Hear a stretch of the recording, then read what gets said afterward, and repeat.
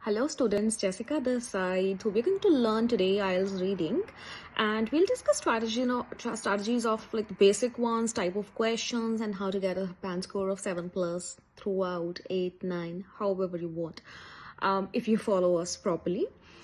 So basically, I'm going to talk about first of all the common sense rule that we use in IELTS reading. Now, in my previous videos, I have discussed that how you can spend like 1.5 minutes on each questions. For that, you need to watch my previous videos. And, in total, you have 40 questions and 60 minutes.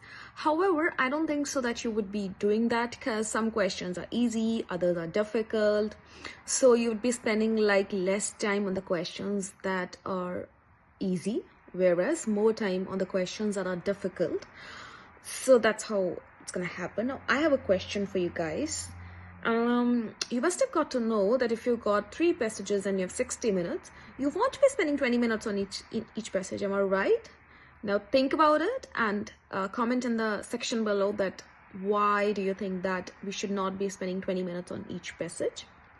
All right, so what the sort of questions we have in IELTS is, it's going to be your true, false, not given. It's going to be your yes, no, not given, fill in the blanks. And when you are watching this video, there is no need to note down anything. Just listen to me carefully, be an active listener, and we'll be attaching the PDF. So we have got all the notes for you guys. You've got match the, so coming back to the main point, you've got match the information, yes, no, not given, true, false, not given, multiple choice questions. Multiple choice questions could be easy or difficult. Some are the difficult ones as well, that come in generally section 3. And then we've got match the headings as well. They are again sometimes in section 3, most likely in section 3 or in section 2. Generally in section 1 you don't get match the headings, guys.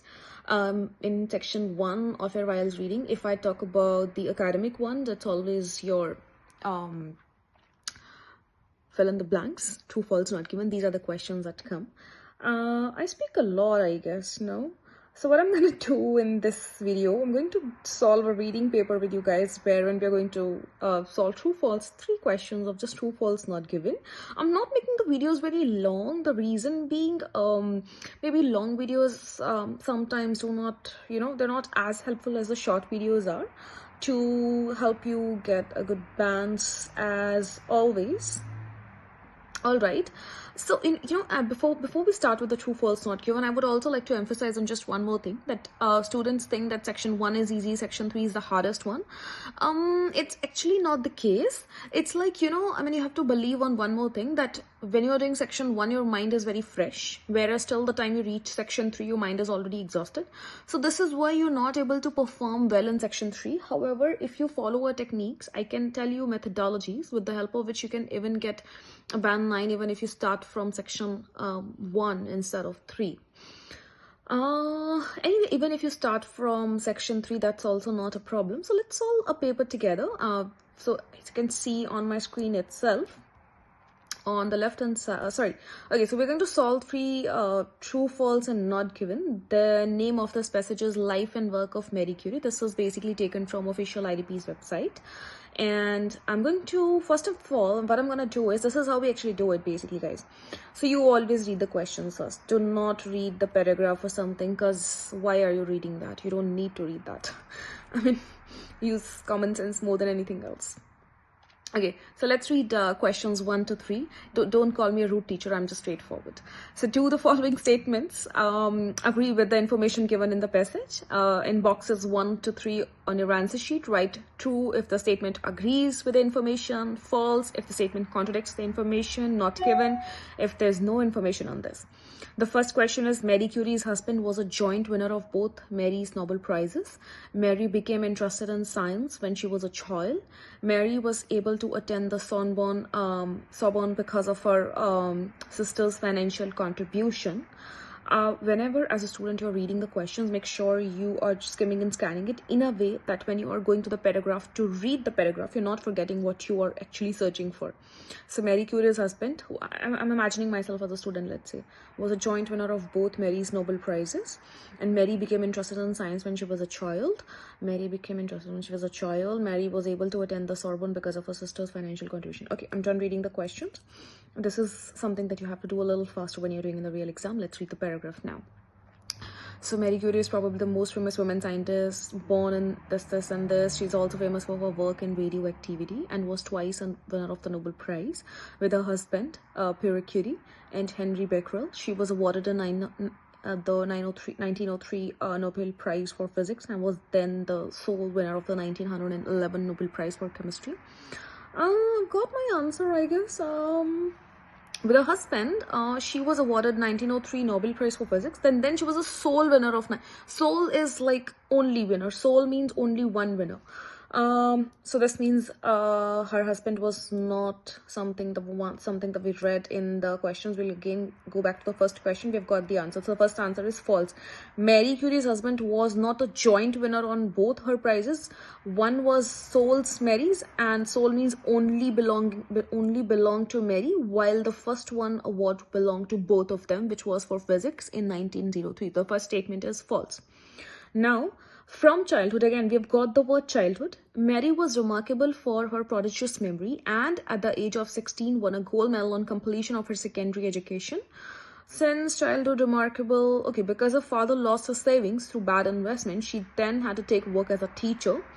From her earnings, she was able to finance her sister's medical studies in Paris on the understanding that Bronia would in turn later help her to get an education. In 1891, this promise was fulfilled and Mary went to Paris and began to study at the Sorbonne. She often worked far into the night. Oh, yeah. So this means the third answer is true. The one that we have read, that Mary was able to attend the Sorbonne because of her sister's financial contribution. So the third answer is going to be true. Whereas, guys, second answer is going to be what any other student would do instead. They would start searching the answer of question second in like the other paragraphs, which is not the right way to solve the questions, guys. So you need to make sure that you are aware of these strategies.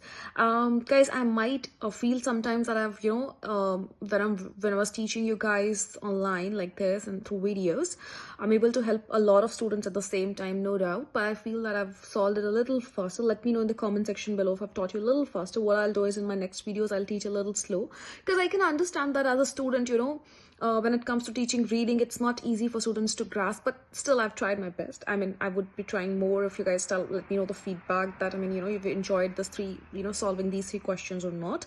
So we'll go a little slow in our upcoming videos. Let me see if I could help you. So, okay, I always want to conclude my videos with like, one thing or the other, like whatever we have covered till now. In this video, I haven't covered a lot, but I've just taught you how to solve like true, false, not given, and just true, false, not given, let's say. So when I'm solving true, false, not given, in conclusion of this video, what you need to know is like how to basically, so basically the order of the questions that are always in order. True, false, not given are always in order. When I was solving this Marie Curie one, I got to know the answer of second is not given because I didn't get that information. The science one, that was she interested in science as a child or not? No, she had a prodigious memory, and the word prodigious memory means that she was a child prodigy, no doubt, but that doesn't mean that she was, oh my god, I'm explaining a lot in conclusion as well, so it's fine. So yeah, so anyway, when it comes to the prodigious memory, it means he was good in mathematics also, in all subjects. A child prodigy is like a person who's exceptional memory. We all have seen child prodigies always, they are around us. I wasn't anyway. So yeah. So basically, this is what you need to understand, that steps to solve the true, false, not given. Step 1, always read the questions first. You should know why are you reading that passage. It's not gonna improve your speaking or writing. It's gonna improve your reading ability. So you need to read fast, and when you're reading faster, you should know what to read and how to read and how much to read. You don't need to read extra. You need to be smart when you're solving your IELTS reading. And how you would do that is, if you know the strategy that, okay, first of all, I need to read the questions of true, false, not given, which are the 3 statements given. Once I'm done skimming and scanning, I need to make sure that even if I'm reading like three questions are good to read, even if you can read 5, it's awesome. So when you're reading those questions, you're able to memorize them even when you're going back to the paragraph to find the answers. Never read the paragraphs first. It's not gonna help you at all, guys. I'm telling you, like from my own experience, if you start reading the paragraphs, you're just gaining the information and it has no use at all. So always make sure you're reading the questions first, skimming and scanning them, and then going back to the paragraph to find the answers. And that's what you should do. You can mark your keywords if you're a keyword person, but as such, I don't think so a lot of keywords you need to mark, because otherwise you'd be confused. So make sure that you know how to mark keywords as well. True, false, not given, always in order. If any information is not present, that's not given. If any information is true, you would find it. For example, we have always we were able to find that how Marie Curie's sister helped her in studies later on, and then the first question was false, that the Nobel Prize didn't belong for like her husband, Marie Curie's husband.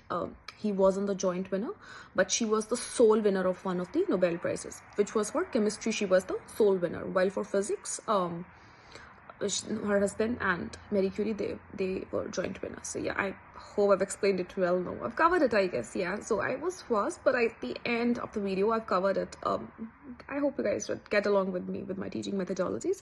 If you like this video, don't forget to subscribe, share our videos as much as you can, so that more and more students would avail the benefits of free learning. Bye bye, take care.